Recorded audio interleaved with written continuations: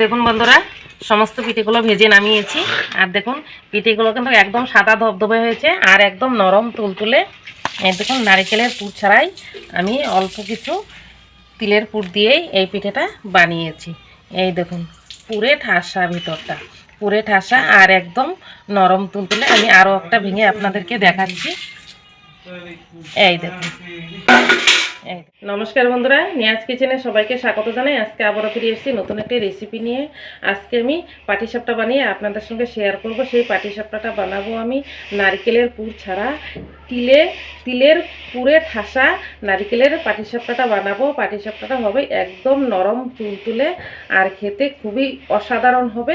আমি কিভাবে এই নারকেলের পাটিসাপটাটা বানাচ্ছি আপনারা প্রথম থেকে শেষ পর্যন্ত পুরো ভিডিওটা দেখবেন আশা করি। এই পাটিসাপটাটা বানানোর জন্য এখানে আমি নিয়েছি 1 বাটি চালের গুঁড়ো, নিয়েছি এখানে ছোট বাটি দিয়ে 1 বাটি ময়দা, আর হাফ বাটি আমি চিনি গুঁড়ো করে নিয়েছি। আর এখানে আমি নিয়েছি তিল, আগে থেকে ভেজে আমি তিলটা মিক্সির জারে গুঁড়ো করে নিয়েছি। আর এখানে কিছুটা গুড় আমি গ্রেট করে নিয়েছি। এখন একটা বড় বাটি নিয়ে নিলাম। এই বাটিতে আমি প্রথমে চালের গুঁড়োটা নিয়ে নেব ময়দা,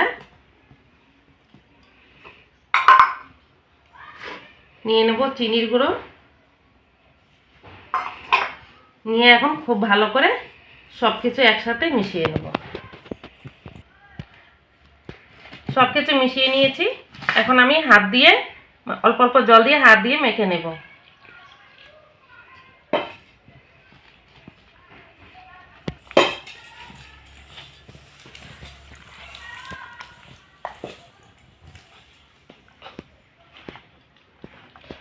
বন্ধুরা, জল দিয়ে আমি এভাবে বেটারটা বানিয়ে নিয়েছি। আর দেখুন ঘনত্বটা কিন্তু এইরকম হবে, বেশি পাতলা হবে না আর বেশি ঘন হবে না।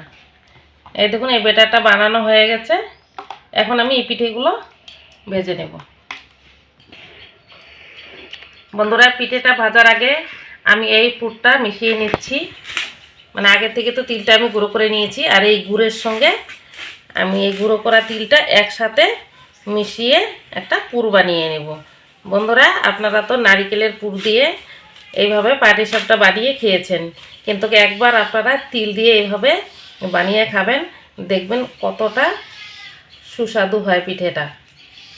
এই দেখুন এই যে এইভাবে আমি গুড় দিয়ে খুব ভালো করে তিলটা মিশিয়ে নিচ্ছি।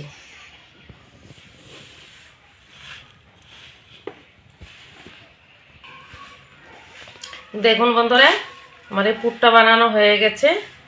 এই দেখুন কত সুন্দর হয়েছে, ঠিক নারকেলের পুরের মতনই কিন্তু দেখতে হয়েছে।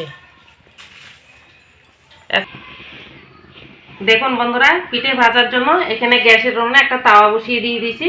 আর তাওয়াটা কিন্তু গরম হয়ে গেছে। এখন আমি তাওয়াতে একটু তেল গড়িয়ে দিব। এখন আমি 1 হাতা করে এরকম পিঠের ব্যাটার নিয়ে এইভাবে তাওয়াতে ছড়িয়ে দিব। ব্যাটারটা দেওয়া হয়ে গেছে। এখন আমি কিছুটা তিলের পুর নিয়ে এইভাবে দিয়ে দেব। দিয়ে এখন আমি এক সাইড থেকে মুড়িয়ে নেব।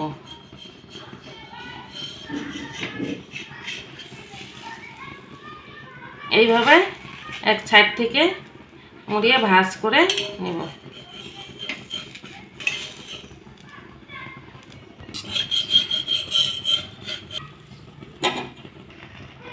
দেখুন বন্ধুরা, ভাঁজ করে নিয়ে নিয়েছি। এখন আমি কিছুটা তেল দিয়ে দিব চারপাশ দিয়ে। এইভাবে তেল দিয়ে পিঠেটা আমি উল্টো পাল্টা করে ভেজে নামিয়ে নেব।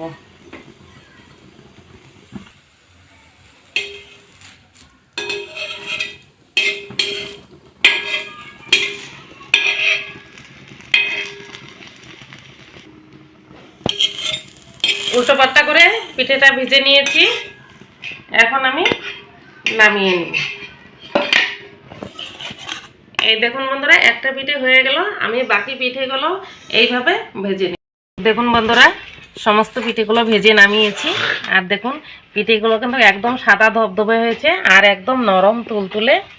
এই দেখুন নারকেলের পুর ছাড়াই আমি অল্প কিছু তিলের পুর দিয়েই এই পিঠেটা বানিয়েছি। এই দেখুন পুরে ঠাসা ভিতরটা, পুরে ঠাসা আর একদম নরম তুলতুলে। আমি আরও একটা ভেঙে আপনাদেরকে দেখাচ্ছি। এই দেখুন, এই দেখুন এই পিঠেটা বন্ধুরা 2-3 দিন ঘরে রেখে খেতে পারবেন। আর তাছাড়া বয়স্ক থেকে বড় প্রত্যেকেরই খেতে ভালো লাগবে। বয়স্করা কিন্তু শক্ত পিঠে খেতে পারে না। আর আমি যে পদ্ধতিতে আজকে পিঠেটা বানিয়েছি, আপনারা চালের গুঁড়ো এবং সাথে ময়দা দিবেন। আর ময়দা যদি না দিতে পারেন তাহলে সুজি দিবেন, তবেই দেখবেন এই পিঠেগুলো একদম নরম তুলতুলে হবে আর খেতেও কিন্তু খুব সুন্দর লাগবে। আর ঘরে যদি নারকেল না থাকে তাহলে কিন্তু তিল দিয়েও কিন্তু এই পিঠেটা বানানো যায়। দেখুন আমি তিল দিয়েই কিন্তু এই পিঠেটা বানিয়েছি। আর তাছাড়া তিলের কিন্তু একটা খুব সুন্দর গন্ধ আছে, সেই গন্ধটা থাকলে পরে পিঠে কিন্তু খেতে খুব স্বাদ লাগে। বন্ধুরা আজকের এই পিঠের রেসিপিটি ভালো লাগলে লাইক কমেন্ট শেয়ার করবেন আর চ্যানেলটিকে সাবস্ক্রাইব করে পাশে থাকবেন। ততক্ষণে সুস্থ থাকবেন, ভালো থাকবেন, ধন্যবাদ।